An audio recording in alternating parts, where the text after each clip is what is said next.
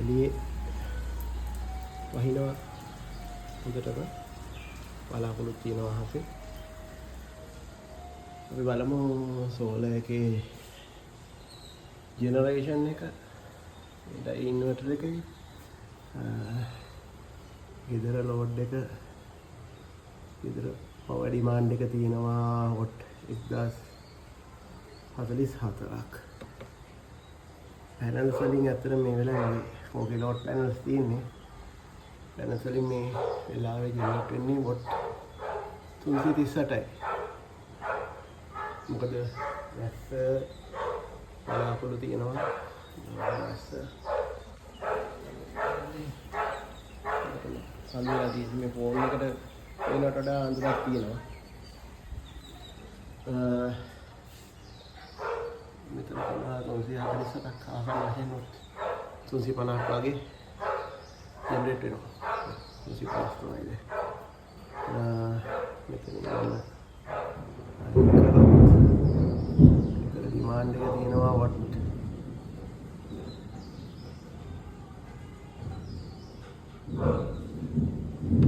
Battery එකෙන් අදිනවා 732. ආසන්න වශයෙන් 735ක් විතර වගේ.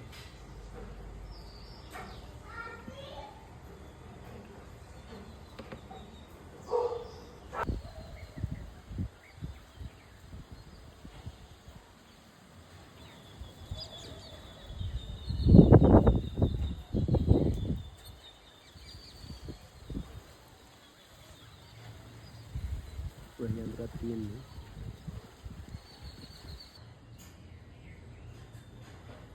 සෝලර් පැනල්ස් වලින් ආසන්න වශයෙන් 500ක් විතර වගේ ජෙනරේෂන් එකක් එනවා. තාම වැඩි අඳුර ඉවර නෑ.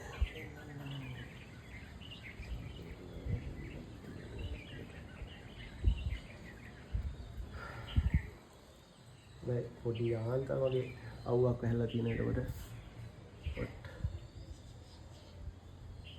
512 වගේ ජෙනරේට් වෙනවා. බලමු විතර මම හිතන්නේ තාම කිලෝවොට් එකක්. ඒ කියන්නේ පොඩ් 1000ක වගේ ඩිමාන්ඩ් එකක් තියෙනවා.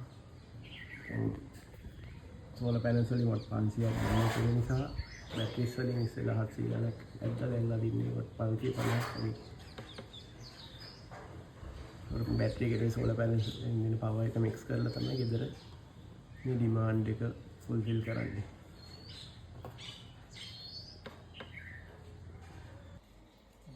කලින් බලපිට මට මේ ක්ලවුඩ් එකෙන් බලන්නත් පුළුවන්. මෙතන මේ ඔෆ් ග්‍රිඩ් කියලා වෙලා තියෙනවා. මම මේ ග්‍රිඩ් එක ඔෆ් කරලා තියෙන්නේ. මම ග්‍රිඩ් එකට කොහොමවත් එක්ස්පෝර්ට් කරන්නේ නැහැ.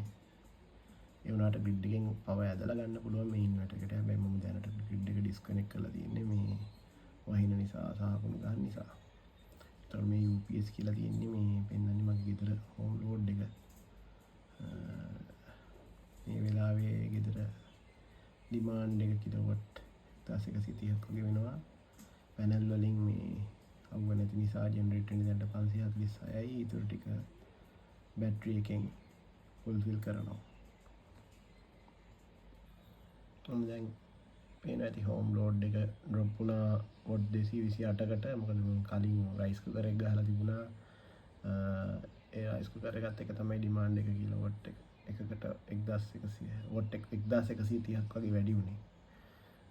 දැන් වෙන්නේ අතරම තාම අවුව නැහැ. පැනල් වලින් තාම වොට් 556ක් ජෙනරේට් වෙනවා. දැන් ගෙදර ඩිමාන්ඩ් එක අඩු නිසා මේ ජෙනරේටර් 556න් වොට් 295කින් බැටරි එක charge වෙනවා.